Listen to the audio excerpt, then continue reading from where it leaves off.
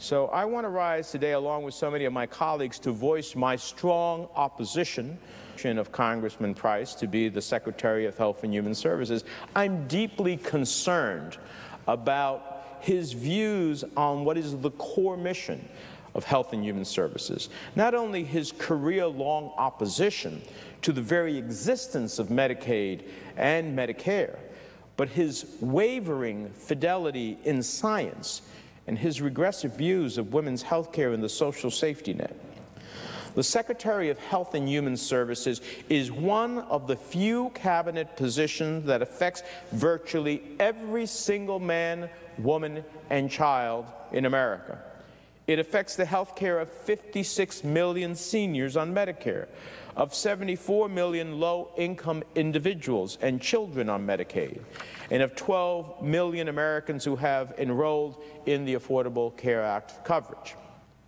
But more than that, the Department of Health and Human Services is home to the world's leading institutions of research at the National Institutes of Health, of advancing public health and epidemiology at the Centers for Disease Control and Prevention, known worldwide, of working to ensure that we have access to the most advanced, most effective, and safest medications at the Food and Drug Administration, and many other critical departments and agencies that we as Americans rely on. Now, many of our Republican colleagues have pointed out that Congressman Price's history as an orthopedic surgeon is enough evidence that he is someone who should be in charge of the Department of Health and Human Services. Now, I can't speak to his credentials and qualifications in the operating room, but I do have a constitutional obligation to speak about his credentials and qualifications to be the Secretary of Health and Human Services. So, Mr. President, I can say without hesitation that his career in Congress and his positions on key issues of policy have proven to me that he is not the right person for the job. Throughout his time as a congressman, most recently as the chairman of the House Budget Committee, and during his confirmation process through the Senate Finance Committee, of which I am privileged to serve, it has become abundantly clear that Congressman Price views patients, including seniors on Medicare and even those with private employer coverage, as nothing more than a source of revenue or a budget line item. The characteristics that have defined Congressman Price's career run contrary to the fundamental mission of the Department of Health and Human Services, and it should be a cause for concern across the aisle and across the country. Despite the alternative reality portrayed during his confirmation hearings in both the Finance Committee and the Health, Education, and Labor Committee, Congressman Price's vision for our nation's health care system has been laid bare for the public to see for years. All one has to do is look at the legislation he has introduced and the radical budget proposals he, along with Speaker Ryan, have been pushing through the House of Representatives. So let's look at some of them. Let's start by taking a look at his plan for Medicare, which is, by all intents and purposes, a plan to fundamentally end Medicare as we know it. End Medicare as we know it, despite Congressman Price's seeming denial of this fact. When I asked him about it directly during his confirmation hearing, there is absolutely no other way to characterize his plan. It ends Medicare as we know it. Now, currently and for more than 50 years, Medicare has provided a guarantee, and that word is critical here, to seniors that they have coverage, a guarantee that they have coverage, access to care, and the ability to rest assured their health care needs will be taken care of. It is a system in which they paid their entire working life, and a compact that has been made with the federal government that we will uphold our end of the deal and ensure that they have quality coverage to stay healthy. The Affordable Care Act, despite the years-long gnashing of teeth and fake tears shed by some of my Republican colleagues, has improved upon this deal and made Medicare stronger. It has extended the life of the Medicare Trust Fund by more than a decade. It has saved seniors $27 billion on prescription drugs, and last year alone provided more than 40 million seniors access to no-cost preventative services. No-cost preventative services. In my home state of New Jersey, last year seniors on Medicare saved more than $263 million on prescription drugs. And nearly 1 million seniors were able to receive free preventative services. Additionally, thanks to the law's healthcare delivery system reforms, we're seeing far fewer hospital-acquired conditions and greater coordination of care that has resulted in a healthier population and a more efficient healthcare delivery system. That reality stands in stark contrast to Tom Price's vision of what he thinks Medicare should be, and in stark contrast with the vast majority of seniors who want to protect the program for their loved ones and for themselves. Now, unfortunately, President Trump, who himself spent an entire campaign promising that he is, quote, not going to cut Medicare or Medicaid, nominated a leading member of this radical anti-Medicare movement to impose devastating cuts to the programs, force seniors to pay higher costs, and lower the quality of care throughout the healthcare system. Congressman Price's destructive legislative history on Medicare does not lie. It's there. It's in the record. It's for anybody who wants to see it. It tells a stark truth about his desires to increase the eligibility age, about ending the guarantee of coverage. You know, that's why we call it an entitlement. If you meet the criteria under the law, you are entitled to those health care services. You are guaranteed those health care services. But his whole legislative history is about ending the guarantee of coverage we currently have and replacing it with the possibility of coverage. But the difference between guarantee and a possibility is a far, far too significant gulf to be able to overcome. But only if you can afford the difference between Congressman Price's coupon and the actual cost of care under his vision. While the Congressional Budget Office has shown us that this will unquestionably increase costs for seniors. His dark view of Medicare, that, to quote Congressman Price, quote, nothing has a greater negative impact on health care than the federal government's intrusion through Medicare. It's an extraordinary statement. I'm going to quote it again. Nothing has a greater negative impact on health care than the federal government intrusion, mind you, through Medicare. It is understandably causing a lot of concern back home in New Jersey, with many people who have been calling and writing me to express their thoughts. Dr. William Tharr of Summit, New Jersey, himself a retired physician of more than 50 years, wrote in that Price's, quote, willingness to privatize Medicare indicates a lack of concern for Americans who need health care coverage. I also heard from Cara Davis of Glen Ridge, New Jersey, who wrote in on behalf of her uncle, who has end-stage renal disease and requires dialysis, saying, quote, if Price and the Trump administration successfully move Medicare to a voucher program, again, that's different than a guarantee, I fear that my uncle will not be able to afford the necessary coverage for his dialysis treatment. For me to battle to protect Medicare is more than a political battle. It's more than a theoretical battle. It's a deeply personal battle to protect a program that allows seniors to live with dignity during the twilight of their lives.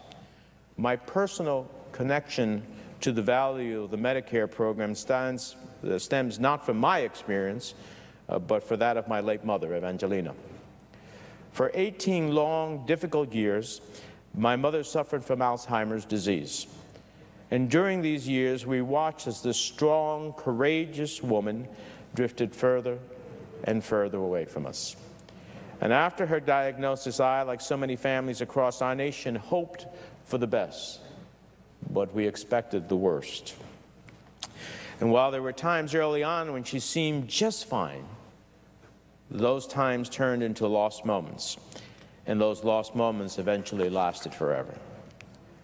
And at this point, I had to wonder if all the moments of her life, her struggle to flee her homeland and seek freedom in the United States, of my youth and all of the time spent together, were still in there, still with her somehow, or whether those memories were lost forever. But as her illness progressed, she lost her cognitive abilities, and eventually we had to admit to ourselves that our mother was no longer with us, until mercifully the good Lord took her, and the long goodbye came to an end. Throughout this experience, throughout her struggle fighting back against the progress of Alzheimer's, our family knew that Medicare would be there to provide her with access to the health care she needed. And I learned that Medicare wasn't just there for her. It was there for the rest of us too, providing her with access to care while granting us the ability to focus on making the most of the limited time we had left together. Medicare was there to meet the challenges of her illness, as well as the intergenerational challenges that arise when caring for a parent in the twilight of their lives while simultaneously working to put your children through college. I lived it. I saw it. I understand it. And my mother would not have lived with the dignity that she deserved in the twilight of her life after working a lifetime and paying into Medicare, but for Medicare as a guarantee. I know all too well that an unfounded or underfunded voucher will undermine Medicare's ability to live up to the responsibility that we have to care for one another, to provide that same dignity to seniors as they and their families prepare to say goodbye for the last time. That is why I couldn't agree with Dr. Tharr and Ms. Davis more, and I share their concerns about what Congressman Price has in mind, despite the repeated pledges from President Trump to the contrary for the future of Medicare. And my concerns about Congressman Price don't stop with his desires to end Medicare, because those desires also extend to end Medicaid as we know it as well. His desire to end Medicaid are really a two-front war. The first is to repeal the highly successful expansion of Medicaid provided for under the Affordable Care Act, which has extended life-saving coverage to nearly 200,000 New Jerseyans, many of whom are covered for the first time. Nationwide, the Affordable Care Act's Medicaid expansion is one of the most successful aspects of health reform. Currently, 32 states and the District of Columbia have taken advantage of Medicaid expansion, making coverage available to 11 million people, because they recognize the value in providing people with coverage, with access to preventative care, with the ability to manage chronic conditions, all of which lead to a healthier, more productive population. The second is to eviscerate funding for Medicaid by taking away the current funding structure and replacing it with a block grant, or some other form of arbitrary underfunding that they mask as allowing for, quote, state flexibility. We've seen this picture before. Take away an obligation, an entitlement, move it to a block grant, underfund it, and ultimately slay that opportunity for people to have a guarantee. Mr. President, we all know what is really meant when Congressman Price says state flexibility. He means the flexibility to slash enrollment and deny people access and coverage. He means forcing states to choose between cutting payments to doctors for treating low-income Medicaid patients or cutting other vital state services like education and infrastructure. He means unraveling Medicaid benefits so that for those few still able to enroll, they won't have the coverage for most of the health issues they need treated. It means simply putting his radical ideological opposition to the federal government being involved in health care ahead of the lives of millions of men, women, children, seniors, and the disabled across the nation. That is truly remarkable. for a man who took the oath to, quote, first, do no harm. As with his views on Medicare, his desire to end Medicaid expansion has caused a lot of people from New Jersey to write me with their concerns. And I would ask Congressman Price and other like-minded Republicans to carefully consider the stress and potentially devastating impact these policies have on real people. Real people like Jolie Bonnet from Brick, New Jersey, who wrote to me about how she was able to finally gain access to health coverage thanks to Medicaid expansion. She wrote, without this care and my Medicaid medication coverage, she wrote, I would have died because I would have had no access to doctors or medications. And Jill Stasium from New Jersey City, who wrote in saying that thanks to Medicaid, I have been receiving top quality health care for the first time in my life. I asked my colleagues how the mantra of state flexibility, which is just another way of ensuring funding for Medicaid is slashed and access to life-saving, life-enhancing treatment is denied, is going to impact Ms. Bonnet and Ms. Stasium.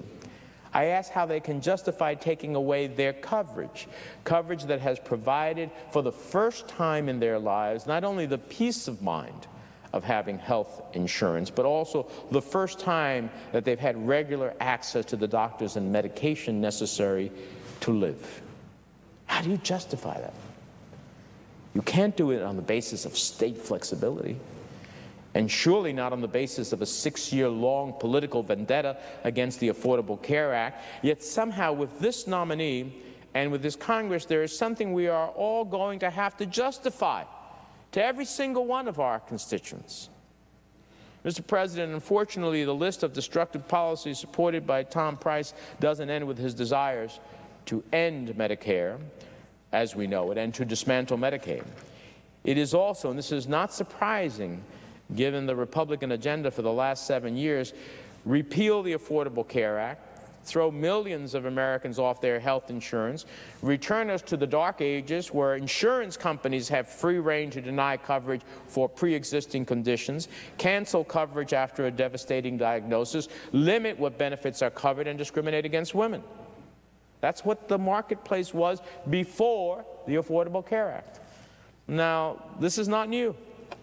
Republicans have been trying to repeal health care reform since and deny millions of Americans health care coverage since before the law was even passed. It's sadly become dogma for Republicans, dogma to repeal Obamacare, which they voted to do 60-some-odd times. But now, after 7 long years, the chickens have come home to roost. They now have the ability to live up to their dream of repealing the law, but are starting to realize what the implications are.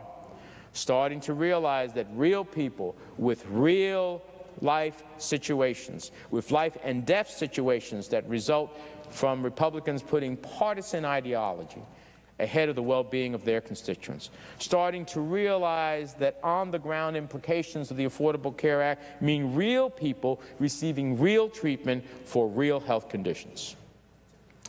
One of these people is David Konopaki from South River, New Jersey. David is a diabetic who, thanks to the Affordable Care Act, no longer has to choose between paying for college and paying for the medication he needs.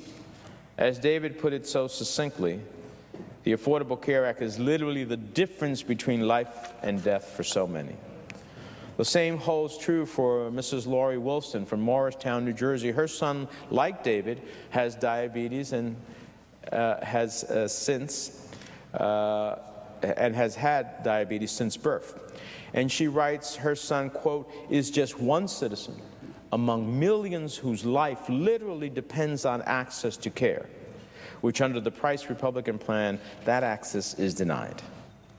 I mentioned that repealing the Affordable Care Act means reinstating the ability of insurance companies to deny coverage for pre-existing conditions. As diabetics, these folks would find it nearly impossible, certainly financially impossible, to find coverage that allows them to get their medication and see their physicians. And that's what's truly shocking about Congressman Price. despite knowing full well that the ban on pre-existing conditions is one of the most widely supported and critically important aspects of the Affordable Care Act, is that he considers it to be a, quote, terrible idea. So, Mr. President, let me say that again. Tom Price's views on health care are so radical that he thinks ensuring people with pre-existing health conditions, like diabetes from birth, are guaranteed access to coverage is a terrible idea. It's an extremely callous way to put ideology above people's lives. So let me close on this. I've spoken about the many reasons I am opposed to Congressman Price's nomination to run the Department of Health and Human Services, including his long-held opposition to Medicare. But above all else, one of the reasons that I am opposing Congressman Price is because of his seeming lack of fidelity to the one thing that runs at the heart of health care and of the heart of the Health and Human Services Department, which is science. For years, Congressman Price has been a member of a group called the Association of American Physicians and Surgeons. This is a group of doctors who push dangerous conspiracy theories and widely debunk claims that have serious implications for the public health. The prime example of this is their assertion, despite all evidence to the contrary, that vaccines aren't safe and that they cause autism.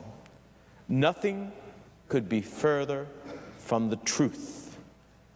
In fact, just this week, I received a letter signed by 350 organizations, including several from New Jersey and several representing the autism community, restating the fact that, quote, vaccines are the safest and most cost-effective ways of preventing disease, disability, and death. But unfortunately, because of widespread misinformation, the United States, quote, still witnesses outbreaks of vaccine-preventable diseases, including the biggest outbreak of whooping cough since 1955, and the fact that we have upwards of 50,000 deaths a year from complications of vaccine-preventable influenza. While Tom Price personally and as a physician might understand these basic facts, what worries me the most is that the President of the United States does not, posting on Twitter for years that vaccines are dangerous and appointing anti-vaccine conspiracy theorists to critical posts in the White House and possibly to key positions in the Department of Health and Human Services. And when I asked Congressman Price directly about his fidelity to science and his willingness to stand up to the President about adhering to science as the guiding principle at the Department of Health and Human Services, his answers were far less than satisfactory. And it left me with the impression that he is unwilling to either counter the President when he touts untrue claims about health care and ensure that personnel within HHS are stewards of sound science and not ideology. For the department that oversees the Center for Disease Control, which is the global beacon of light on health care, that must be focused on science, that's just simply unacceptable. So, Mr. President, I rise today to give my voice in opposition to Congressman Price as the next Secretary of Health and Human Services. And I rise to be the voice of Dr. Tharr, of Kara Davis, of Jolie Bennett, of Jill Stasian, of Dave Konacki, of Lori Wilson, and the over 6,000 New Jerseyans who have called and emailed in opposition to Tom Price's nomination. And I will do that when it comes time for a vote. With that, I yield the floor.